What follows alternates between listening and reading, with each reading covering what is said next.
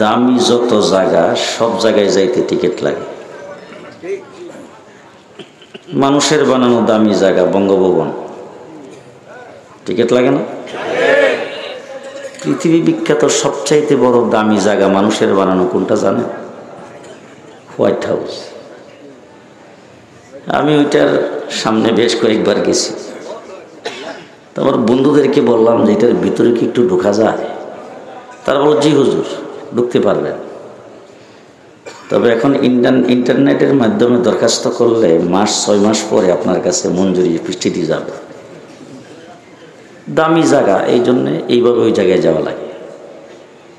আমি আপনাদের জিজ্ঞেস করি, জান্নাতের বাগানের দাম কি বঙ্গভবনের অর্ধেক? কত দাম? যে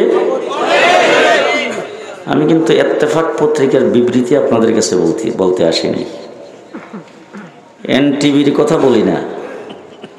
রাসূল বলেছেন হাদিসে, নাজালাত আলাইহিমুস সাকিনা ওয়া নাজালাত আলাইহিমুর রাহমা।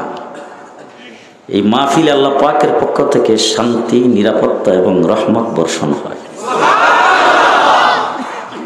এই জন্য আজকের এই মাহফিলে যারা আগমন করেছেন তারাও টিকিটবিহীন আসেন নাই।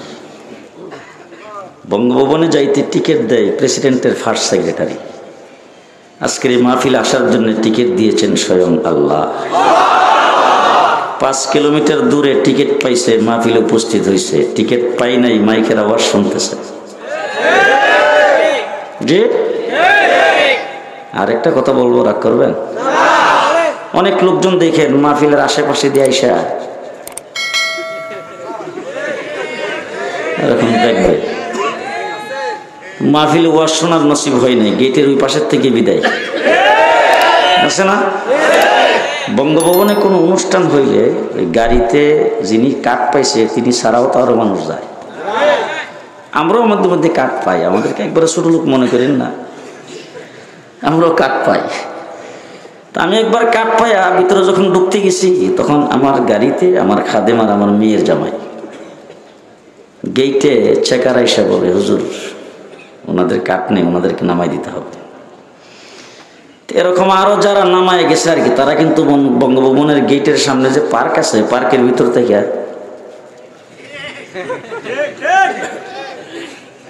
বোঝা গেল টিকিট চেকিং এ ধরা পড়ছে, আর ওখানে যাই এইভাবে দেখতেছে। আজকের মাহফিলেও ফেরেশতারা টিকিট চেকিং করতেছে।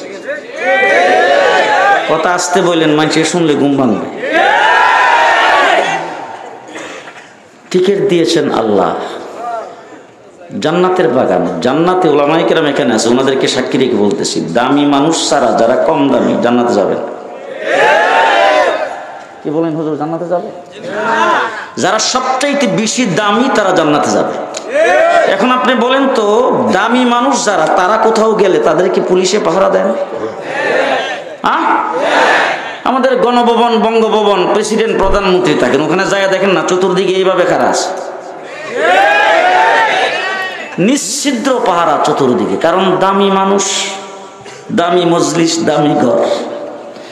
আজকের মজলিসটাও দামি, এই জন্য এখানে চতুর্দিকে একজন পুলিশও নাই, চতুর্দিকে ফেরেশতাদের বেষ্টন। প্রেসিডেন্ট, প্রধানমন্ত্রী কোনো জায়গায় যদি যায়, তাহলে আশেপাশের বিল্ডিং থাকলে ছাদের উপরও পুলিশ। কি বলেন? দেখেন খেয়াল করে, যদি বিল্ডিং না থাকে, বাঁশ দিয়ে টাওয়ার বানায়, হিটার উপরও পুলিশ। কারণ তারা দামি মানুষ, তাদেরকে নিচে থেকে পাহারা দিলে যথেষ্ট নয়, উপরেটাও পাহারা দেওয়া লাগবে। আল্লাহর রাসূল বলেছেন, এই মাহফিলের চতুর্দিকে একজন ফেরেশতার কাঁধে আরেকজন বসে জমিন থেকে আসমান পর্যন্ত পাহারা বসায়ছে। সেই পাহারার ভিতরে এখন আছেন। আমি আসলে খুবই ক্লান্ত, পরিশ্রান্ত, অসুস্থ। আমার অত্যন্ত স্নেহভাজন ছাত্র মৌলানা দেলোয়ার হোসেন সাইফি আপনাদের আগে বয়ান করতেছিলেন, হামিদুর রহমান, অত্যন্ত সুন্দর কথা বলতেছিলেন, আপনারা মন দিয়ে শুনেছেন। হযরত মূসা আলাইহিস সালাম কোহে তুরে আল্লাহর সঙ্গে কথা বলতেছে। মূসা আলাইহিস সালামের নাম কালিমুল্লাহ। মূসা আলাইহিস সালাম আল্লাহকে জিজ্ঞেস করেছেন, আল্লাহ কথা যে তুমি আমার সাথে বলতেছো, আমার পর্যন্ত কি শেষ নাকি আরো কারোর সাথে কথা বলবা? আল্লাহ বলেন, মুসা তোমার সাথে কথা বলতেছি, তুমি কোথায় আর আমি কোথায়? বলে, আল্লাহ আপনি তো পাহাড়ের উপরে আর আমি পাহাড়ের নিচে। আল্লাহ বলেন, মুসা এত সহজ না। আমি 7 আসমানের উপরে সিদরাতুল মুনতাহা, তার উপরে আমার আরশের 70,000 পর্দার ভিতরে, ওখান থেকে তোমার সাথে কথা বলি। মুসা তুমি নবী, তুমি রাসূল, তোমাকে তাওরীত কিতাব দিয়েছে, তুমি কালিমুল্লাহ, লাঠির মুজিজা তোমাকে দান করেছে। নবী রাসূল না, এমন একটা উম্মত পৃথিবীতে আসবে যার সঙ্গে আমি আল্লাহ 24 ঘন্টা কথা বলবো, কথার ভান্ডার তাদের হাতে থাকবে। আস্তে কয়েন আল্লাহু আকবার। আল্লাহ পাকের ওই কথার ভান্ডার 30 পারা কোরআন আল্লাহ আমাদেরকে দান করেছেন। কোরআন যখন বান্দা পড়তে বসে, স্বয়ং আল্লাহর সঙ্গে কথা হয়, আল্লাহর সাথে। ও আমার ভাইরা, ছোট্ট একটা মাদ্রাসা, নুরানি মক্তব, হেফজখানা, আপনারা সেই মাদ্রাসায় চাঁদা দিয়েছেন। ওই মাদ্রাসাগুলোতে আমাদের আলিম উলামায়ে কেরাম উস্তাদেরা 24 ঘন্টা সেখানে কাটাকাটনি করে। গোটা বাংলাদেশ নয়, গোটা বিশ্বকে চ্যালেঞ্জ করে বলি, ইউরোপ আমেরিকা সহ গোটা পশ্চিমা দুনিয়া আমি ঘোরাফেরা করি, যেখানে 100তে 100% মানুষ তারা বলে শিক্ষিত, ওই সমস্ত জায়গায়ও যায় দেখেন পার্ট টাইম স্কুল। আমার বাংলাদেশেও পার্ট টাইম স্কুল। 24 ঘন্টা কারোর পেছনে মেহনত করার কোন জাতি যদি থাকে, সেই জাতি হলো কওমি মাদ্রাসাওয়ালা। 24 ঘন্টা রাত্র দিন, বেতনের বেলায় অর্ধেক। শুধু তাই না, 24 ঘন্টা মাদ্রাসায় খেদমত করে তাই না, মৃত্যুর পরে লাশটাও মাদ্রাসায়। আপনারা আমার সঙ্গে কিছু কয়েন, মরার পরে লাশটাও। হাফিজ হুজুরকে দাফন করছে কোথায়? মুফতি আমিনীকে কোথায় দাফন করেছেন? শাইখুল হাদিসকে কোথায় দাফন করেছেন? আল্লাহ মাহমুদ শফিকে কোথায় দাফন করেছেন? কারো লাশ পর্যন্ত বাড়িতে নেওয়া হয় নাই, মাদ্রাসায় লাশটা পর্যন্ত দেওয়া যায়। সেই ছাত্ররা শেষ ছাত্রের বেলা উঠে কোরআন তেলাওয়াত শুরু করে, আল্লাহর সঙ্গে কথা কয়। সকাল 9টা পর্যন্ত পড়ে, তারপরে আবার গোসল করে নাস্তা করে খানা পিনা খায়, একটু আরাম করে 12টা পর্যন্ত। 12টার থেকে আবার পড়া শুরু করে আসর পর্যন্ত। আসর থেকে মাগরিব পর্যন্ত কিছু বিরতি, একটু ঘোরাফেরা করে। মাগরিব থেকে আবার শুরু করে রাত্র 10টা পর্যন্ত। 10টার পরে যখন ছাত্র ঘুমাইতে যায়, ঘুমের ভিতরে কেউ সূরা ইয়াসিন আর কেউ সূরা ওয়াকিয়া তেলাওয়াত করে। ঘুমের ভিতরে কোরআন তেলাওয়াত করে আল্লাহর সঙ্গে যখন তাদের সম্পর্ক হয়, সেই কারণেই বাংলাদেশে করোনা সর্বনিম্ন স্থানে আঘাত করেছে, পৃথিবীর মতো আঘাত করতে। আজকে কেউ কেউ বলবেন আমরা মোকাবেলা করেছি। পরিষ্কার ভাষায় বলতে চাই, আমেরিকার থেকে আমার বন্ধু আমাকে টেলিফোন করে বলে, হুজুর আসবেন না এবার? আমি বললাম যে লকডাউন, কিভাবে আসি? হুজুর আইসা একটু দেখেন না লাশ কেমনে পড়তেছে, আইসা একটু দেখেন লাশ কেমনে পড়তেছে। আমি জিজ্ঞেস করলাম আপনাদের অবস্থা কি? বলে, হুজুর আজকে 15-20 দিন ঘরের ভিতরে ঢুকছি, বের হওয়ার অনুমতি নেই। এইভাবে লকডাউন দেওয়ার পরেও হাজার হাজার লাশ দৈনিক পড়েছেন। আমার বাংলাদেশে কুরবানির গরুর বাজারে লোকের অভাব নাই, মাছের বাজারে লোকের অভাব নাই। লকডাউন আর শাটডাউন দিয়েও বাংলাদেশে মানুষকে গাদাগাদি চলার থেকে বিরত রাখতে পারে নাই। সেই দেশে সর্বনিম্ন স্থান অধিকার করেছে, তার কারণ হলো মাদ্রাসার ছাত্রদের তেলাওয়াতের কারণ। 24 ঘন্টা তেলাওয়াত করে আল্লাহর সঙ্গে কথা বলতেছে আল্লাহর সাথে। আমেরিকা রিপোর্ট করেছেন, আমেরিকা পুরো মুসলিম দেশ না, আমেরিকা রিপোর্ট করেছেন আজকের থেকে 5-7 বছর আগে গোটা পৃথিবীতে মুসলমানদের কোরআনের হাফেজের সংখ্যা কত। আমি জিজ্ঞেস করতে চাই, আমেরিকার কি ডলারের অভাব, পয়সার অভাব, অস্ত্রের অভাব, ক্ষমতার অভাব? জি, গোটা বিশ্বে আজকে ক্ষমতা দাও, গোটা বিশ্বের রাষ্ট্রগুলিকে আঙ্গুল দিয়ে হেলায়। সে এত বড় আমেরিকা, এত বড় পাওয়ারফুল, এত বড় শক্তিশালী, এত বড় ডলারওয়ালা, তাদের কিতাব ইনজিল আর বাইবেল গোটা পৃথিবীতে একটা হাফেজ নাই। ডলার আছে, হাফেজ নাই। ডলার আছে, হাফেজ নাই। আর আমাদের জন্ম অন্ধ, 30 পারা কোরআনের হাফেজ। মা নাই, বাপ নাই, ইতিম, 30 পারা কোরআনের হাফেজ। গরিব ছাত্ররা মাদ্রাসায় পড়ে, সারা দেশের বিভিন্ন জায়গায় যায়। রিক্সাওয়ালা, ভ্যানওয়ালা ঈশা চোখের পানি ছেড়ে দিয়ে হাত ধরে বলে, হুজুর আমার একটা ছেলে আছে, মাদ্রাসায় দিব, দোয়া করে। গরিব ছাত্ররা মাদ্রাসায় পড়ে আজকে 2 কোটির উপরে হাফেজ গোটা পৃথিবীতে। বাংলাদেশ হাফেজে কোরআনের দেশ। 15টা রাষ্ট্র মিল্লা খেলে বিশ্বকাপ। 113টা রাষ্ট্রে কোরআনের কম্পিটিশন হয়েছে। বাংলাদেশের 13 বছরের হাফেজে কোরআন 1 নম্বর স্থান অধিকার করেছে।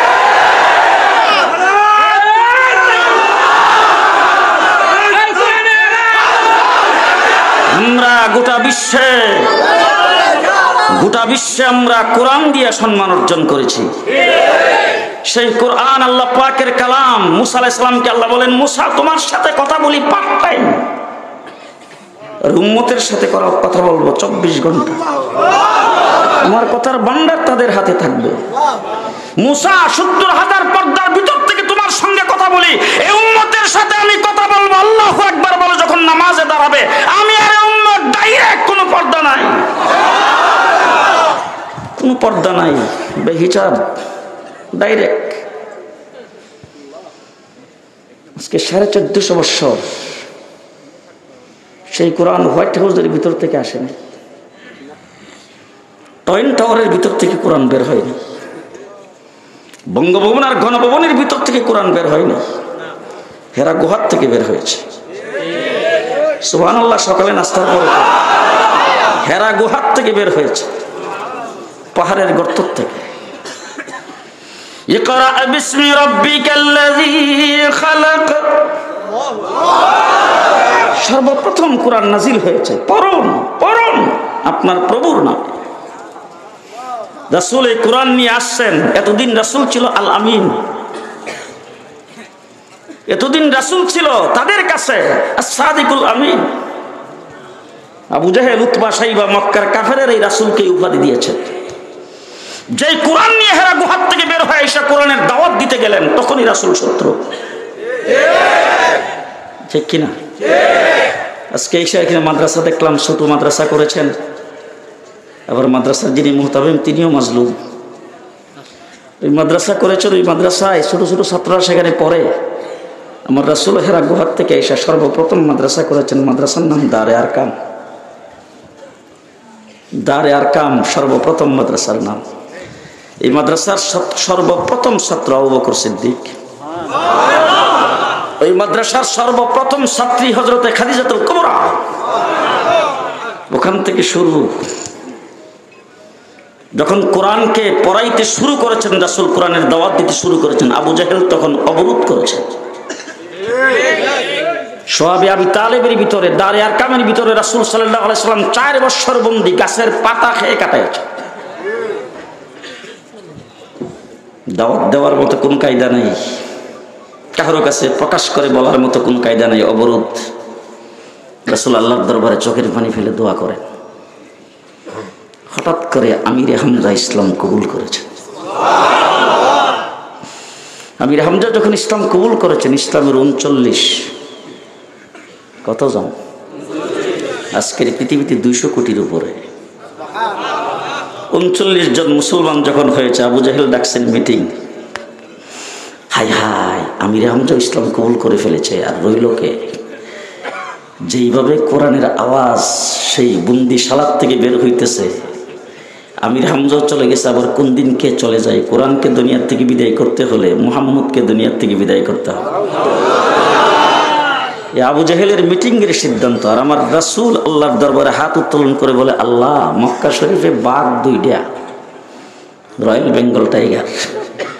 একটা বাঘ হলো আমিরে হামজা, আরেক বাঘ হলো উমর ইবনুল খাত্তাব। আল্লাহ, একটা বাঘ পাইছি, আরেকটা দিয়ে দাও। সুবহানাল্লাহ। বাঘ একটা পাইছি, আরেকটা। রাসূল করেন দোয়া, আবু জাহেল করেন মিটিং করে সিদ্ধান্ত করে উমর ইবনুল খাত্তাবের পাঠাইছে রাসূলের মাথা কাইটা নিয়ে আসতে। উমর ইবনুল খাত্তাব যাচ্ছে কোরআনকে বিদায় করার জন্য, রাসূলকে হত্যা করবে। রাস্তায় একজন মুসলমান ডাক দিয়ে বলে, ওমর কোথায় যাও?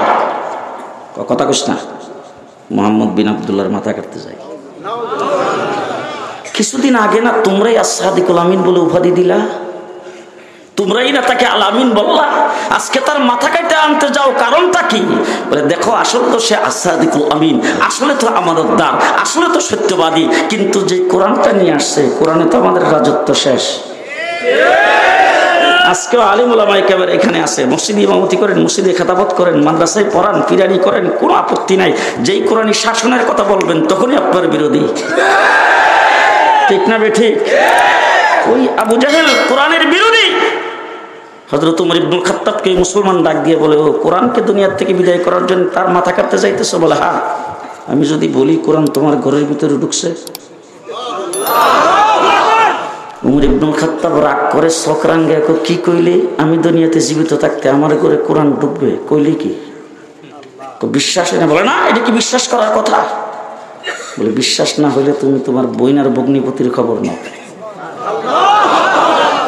হযরত ওমর ইবনুল খাত্তাব যাইতেছিল দারে আরকামের দিকে, রূপ ফিরিয়া বোনের দরজায় যাইয়া দাঁড়াইছে। ভিতরে একজন উস্তাদ কোরআন শরীফ স্বামী স্ত্রী দুইজনকে পড়াইতেছে। দরজার ফাঁকে দিয়া কোরআনের আওয়াজ ওমর ইবনুল খাত্তাবের দিলের মধ্যে এসে ধাক্কা লাগাইতে শুরু করেছে। মা আনজালনা আলাইকাল কুরআনা লিতাশকা, তাহা মা আনজালনা আলাইকাল কুরআনা লিতাশকা ইল্লা তাযকিরাতাল লিমান ইয়াখশা তানজিলাম মিম্মান খালাকাল আরদা ওয়াস সামাওয়াতিল উলা আর-রাহমানু আলাল আরশি ইসতাওয়া লাহু মা ফিস সামাওয়াতি ওয়া মা ফিল আরদ ওয়া মা বাইনাহুমা ওয়া মা তাহতাস সারা। হযরত ওমর বাহির থেকে শুনতেছে, দরজার মধ্যে দাঁড়ায়া আওয়াজ দিছে, বোন উস্তাদার স্বামীরে ডাক দেখো, চুপ করেন, দেখালো কি আইসা দাঁড়াইছে। দরজার ফাঁকি দিয়ে দেখে ওমর ইবনুল খাত্তাব তলোয়ার হাতে। আপনাদের কাঠ গড়ার মায়ের লোক হইলে ও মায় গো আইসে গো। ওমর ইবনুল খাত্তাবের বোনের ঈমান কত শক্ত। উস্তাদার স্বামীকে ডাক দিয়ে বলে, আপনারা লুকায়া যান, দরজাটা প্রথম খুলবো, ভাই যদি কোনো খারাপ ব্যবহার করে প্রথম খারাপ ব্যবহারের শিকার আমি হব। দরজা খুলছে, ওমর ইবনুল খাত্তাব ভিতরে প্রবেশ করে রাগে গুসায় জিজ্ঞেস করতেছে, এতক্ষণ কি করতেছিলে?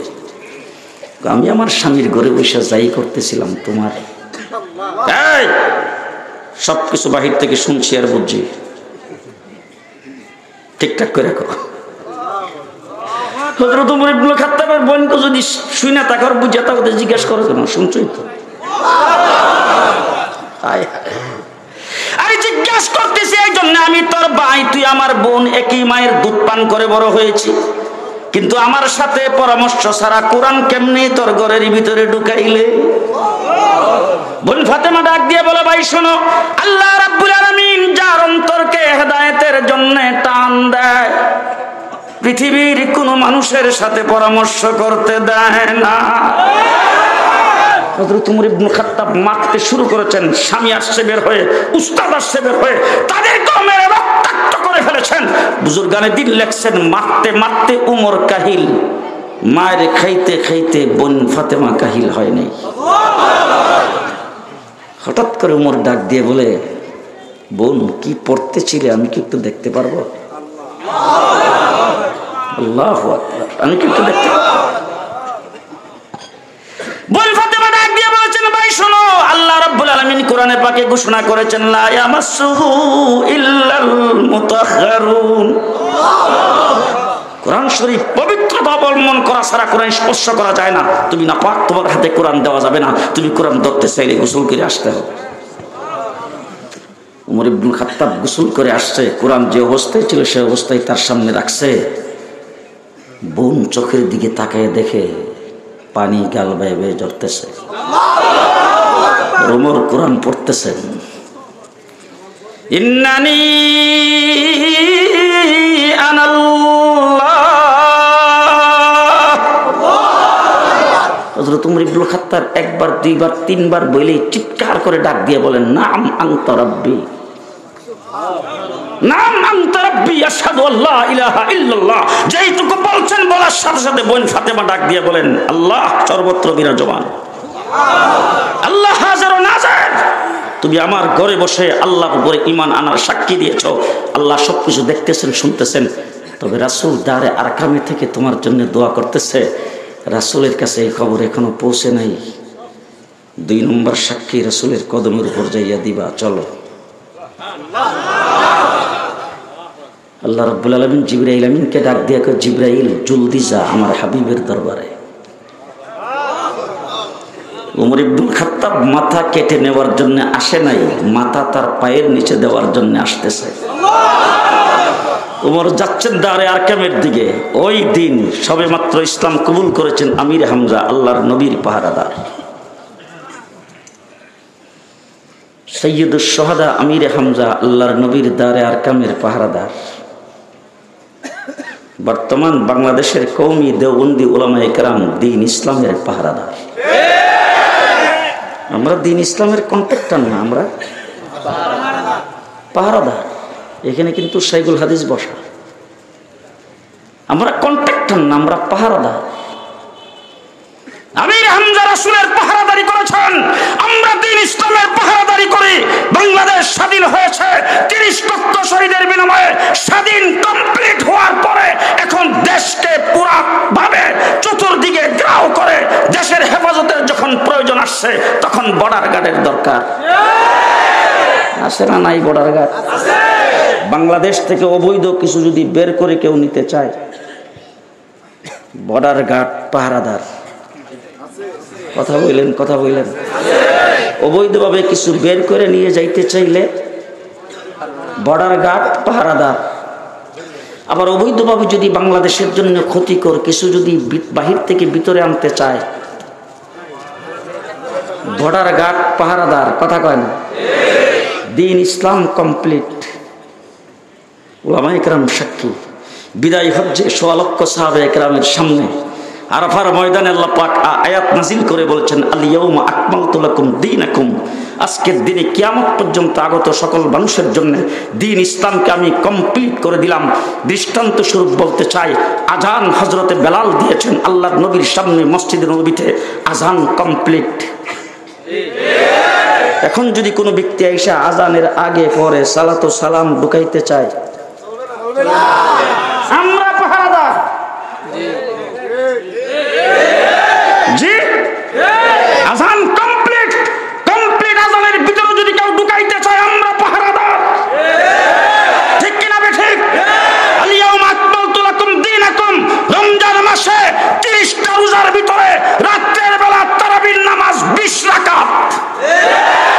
কেউ যদি 12 রাকাতকে কাইটে 8 রাকাত রাখতে চায়, আমরা পাহারাদার। তসলিমা নাসরিন বলেছেন, কোরআন পরিবর্তন করতে হবে, আমরা পাহারাদারি করেছি। লতিফ সিদ্দিকী হজ আর তাবলীগের বিরুদ্ধে কথা বলেছেন, আমরা পাহারাদার। আমরা দ্বীন ইসলামের পাহারাদার। মাদ্রাসার নাম জামিয়া এমদাদিয়া, চিনেন? সাইয়্যিদুত তাইফা। যত হকপন্থী পীর আছে সমস্ত পীরের গোড়া হাজী আমদাদুল্লাহ মুহাজির মক্কি রহমতুল্লাহি আলাইহি।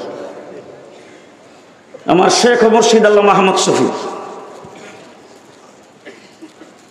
আমার শেখ ও মুর্শিদ হযরত ওয়ালা দেওনা, আমার শেখ ও মুর্শিদ জুনায়েদ বাবনগরী। আমি হযরত হাফিজ হুজুরের মুরিদ ছিলাম, 7 বছর হুজুরের দরবারে কাটাইছি। আল্লাহ মাহমুদ শফির পীর হলেন হুসাইন আহমদ মাদানী, হুসাইন আহমদ মাদানীর পীর হলেন রশিদ আহমদ গঙ্গোহী, রশিদ আহমদ গঙ্গোহীর পীর হাজী আমদাদুল্লাহ মুহাজির মক্কি, মিজানুর রহমান দেওনা তার পীর হলেন হযরত ওয়ালা হারদবী, হারদবীর হযরতের পীর হলেন আশরাফ আলী তানবী, আশরাফ আলী তানবীর পীর হলেন হাজী আমদাদুল্লাহ মুহাজির মক্কি। আপনি চরমনের সিলসিলায় যান, বর্তমান চরমনের পীর রেজাউল করিম সাহেব, ওনার পীর হলেন তার বাবা ফজলুল করিম, ফজলুল করিম সাহেবের পীর হলেন তার বাবা মাওলানা ইসহাক সাহেবের পীর হলেন হযরত কারি ইব্রাহিম সাহেব রহমতুল্লাহ আলাইহি, কারি ইব্রাহিম সাহেবের পীর হলেন রশিদ আহমদ গঙ্গোহী, রশিদ আহমদ গঙ্গোহীর পীর হাজী আমদাদুল্লাহ মুহাজির মক্কি। সমস্ত বুজুর্গদের পীর। কাসেম নানতুবি রহমতুল্লাহ আলাইহি দারুল উলুম দেওবন্দ মাদ্রাসা তৈরি করেছেন, তার পীর হাজী আমদাদুল্লাহ মহাজির মক্কি। মাদ্রাসার সর্বপ্রথম ছাত্র মাহমুদুল হাসান দেওবন্দি, তার পীর হাজী আমদাদুল্লাহ মহাজির মক্কি। সমস্ত বুজুর্গদের পীর সৈয়দুত তাইফা হাজী আমদাদুল্লাহ মহাজির মক্কি। মক্কা শরীফে হিজরত করে চলে গেছেন, মুখের ভিতরে দাঁত একটাও নাই। 5 ওয়াক্ত নামাজের উযু করার সময় মিসওয়াক লইয়া। সুন্নি কারে কয়? কারে কয় সুন্নি? আমাদের কাছ থেকে এসে শিখো। একজনে জিজ্ঞেস করেছে, হুজুর মুখের ভিতরে দাঁত তো একটাও নাই, গসান কই? ধমক দিয়া ডাক দিয়ে বলে, বেটা দাঁত নাই তাতে কি হয়েছে, সুন্নত ছেড়ে দিব নাকি? কাকে বলে সুন্নি? আমাদের ব্রাহ্মণবাড়িয়ার ছিলেন ফখরে বাঙ্গাল মাওলানা তাজুল ইসলাম সাহেব রহমতুল্লাহ আলাইহি। বাপ বেটা দুইজন এক মুসলিম মজলিসে খাইতে বসছে। ছেলে বসছে ডান পাশে, বাপ বসছে বাম পাশে। মাদ্রাসার এক ছাত্র আসছে হাত ধোয়াইতে। এখন হাত ধোয়াবে কোন দিক থেকে? ডান দিকে ছেলে বসে, বাম দিকে যে বাবা মুরব্বী। ছেলেটা আইসা তখন পানি নিয়ে দাঁড়ায়, কোন দিকে যাবেন কোন দিকে না। ফখরে বাঙ্গাল ডাক দেয়, কি ভাবতেছ, সুন্নাত কোনটা? ছেলে ডাক দিয়ে বলে, হুজুর সুন্নাত ডান দিক থেকে। বলে, তাইলে আমার আগে হাত ধোয়া। কাকে বলে সুন্নি? সে হাজী আমদাদুল্লাহ মহাজির মক্কি রহমতুল্লাহ আলাইহির নামে নামকরণ মাদ্রাসা জামিয়া আমদাদিয়া। তো আমার ভাইরা, দ্বীন ইসলামের পাহারাদার ইংরেজ দেশ দখল করেছেন, হাজী আমদাদুল্লাহ মহাজির মক্কি প্রেসিডেন্ট হয়ে আজাদী আন্দোলনের ময়দানে নেতৃত্ব দিয়েছেন। খানকার পীর, রাজপথের বীর। আর আসতে কেন মানুষ শুনলে সরব। আল্লাহ মাহমুদ শফি খানকার পীর, রাজপথের বীর। আল্লামা জুনায়েদ বাবনগরী খানকার পীর, রাজপথের বীর। মুফতি ফজলুল কামিনী খানকার পীর, রাজপথের বীর। হাফিজ হুজুর খানকার পীর, রাজপথের বীর। হাজী আমদাদুল্লাহ মহাজির মক্কি রহমতুল্লাহ আলাইহির নেতৃত্বে ইংরেজের বিরুদ্ধে আন্দোলন হয়েছে, আমরা পাহারাদার। ইংরেজ খেদাও আন্দোলন আমরা করেছি। তসলিমা নাসরিনকে দেশ থেকে আমরা বাগাইছি। লতিফ সিদ্দিকী হজের বিরুদ্ধে, তাবলীগের বিরুদ্ধে কথা বলেছেন আমেরিকা বসে। বাংলাদেশে পাও রাখার আগে সদস্যপদ সহ শেষ। আমরা পাহারাদার।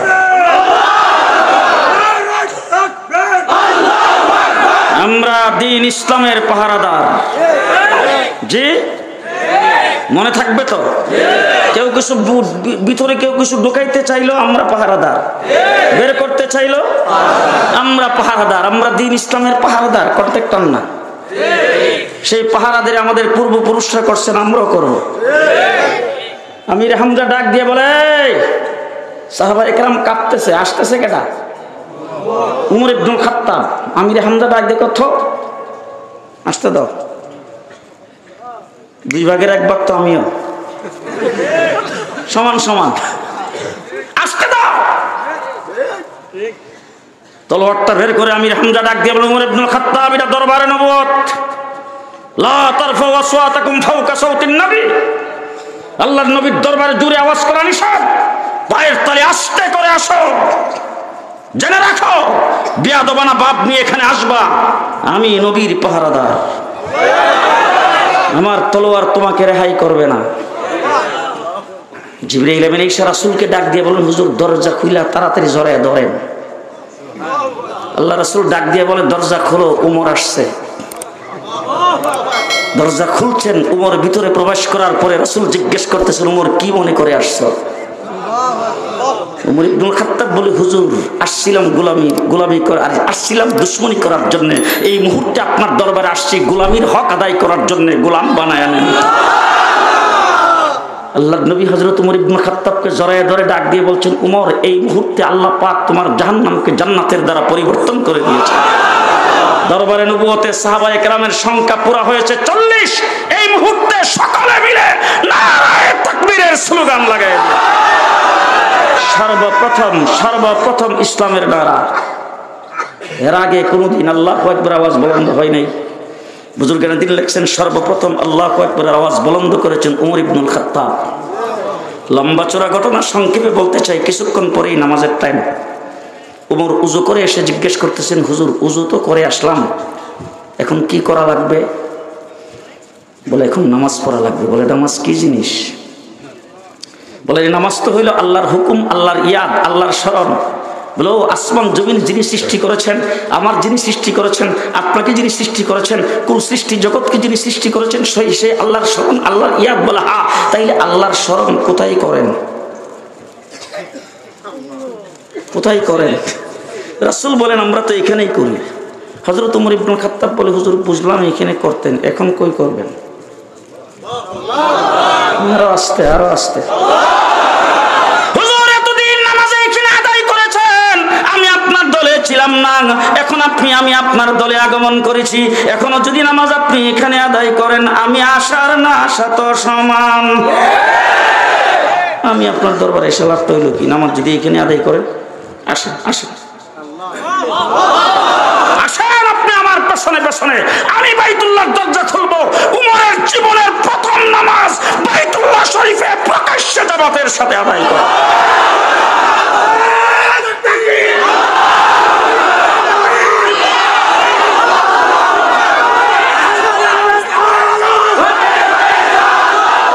মুসলমান, হযরত ওমর ইবনে খাত্তাব আগে আগে গেছেন, রাসূলের সাথে সাহাবায়ে কেরাম পেছনে পেছনে গেছেন। ওমর ইবনে খাত্তাব দরজার কাছে যায় দাঁড়ায় ডাক দিয়ে কয়, আবু জাহেল সাহেব। আবু জাহেল সবাই রেখে চুপ কর, চুপ কর, মনে হয় মাথাটা কেটে লইছে। ওমর ইবনে খাত্তাব ডাক দিয়ে বলেন, আবু জাহেল, উতবা, শাইবা, মক্কার কাফের মুশরিকেরা ভালো করে শুনে রাখ, এই মুহূর্ত থেকে ওমর ইবনে খাত্তাব আর তোদের দলে নাই, সাইয়্যিদুল মুরসালিন খাতামুন নবিয়্যিনের গোলাম হয়ে গেছে। তিনি আসতেছে সাহাবায়ে কেরামকে নিয়ে বাইতুল্লাহ শরীফে নামাজ আদায় করার জন্য। আমি ওমর সিদ্ধান্ত গ্রহণ করেছি আমার জীবনের প্রথম নামাজ আল্লাহর নবীর ইমামতিতে বাইতুল্লাহ শরীফে প্রকাশ্যে জামাতের সাথে আদায় করব। যদি কেউ চাও তার রাস্তায় বাধা দিতে, যেই তলোয়ার তোমরা আমার হাতে দিয়েছিলে,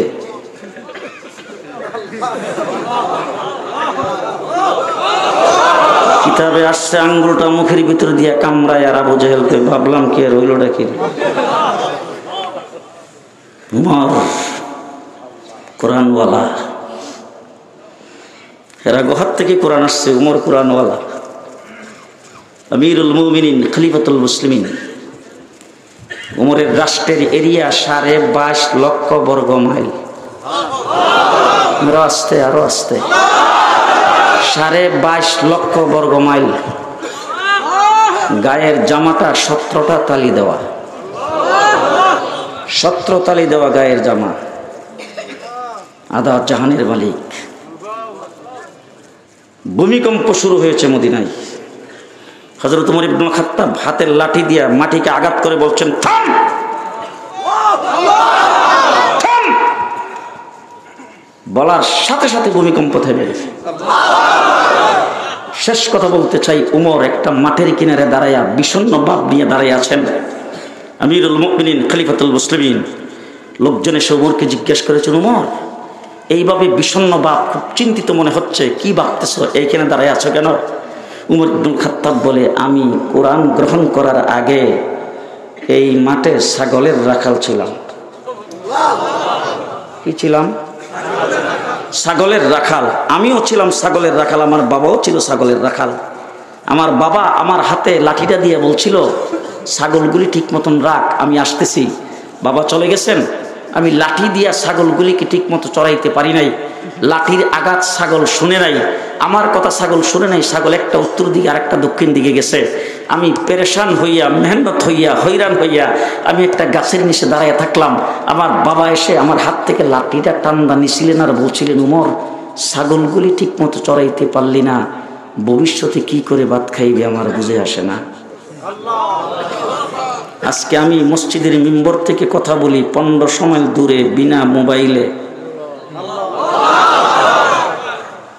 নদীতে পানি নাই, চিঠি লিখছি, সেই নদীতে পানি। রোমের সম্রাট জাসুস পাঠাইছেন ওমরকে হত্যা করার জন্য। মদিনায় ঢুকে জাসুস জিজ্ঞেস করেছেন, তোমাদের হোয়াইট হাউস কোনটা? লোকজন বলে, হোয়াইট হাউসের নাম জীবনও শুনিনি। তাইলে তোমাদের যিনি রাষ্ট্রপ্রধান, রাষ্ট্র পরিচালনা করে, সেই বঙ্গভবন, সেই অফিসটা কোনটা? বলে, ওই যে সেই খিজুরি পাতার সানি।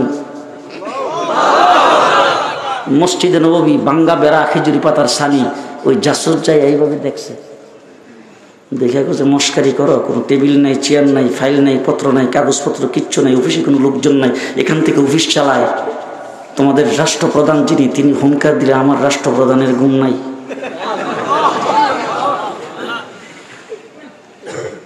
মুসলমান ডাক দিয়ে বলেছেন, ওই যে দেখো মসজিদের সামনে মেহরাব, ওই মেহরাবের কিনারে দুইটা ইট দিয়ে উষা করা, ওইটার মধ্যে দাঁড়াইয়া শুক্রবার দিন খুতবা দেয় আর তোমাদের রাষ্ট্রপ্রধানের পাতলা পায়খানা হয়।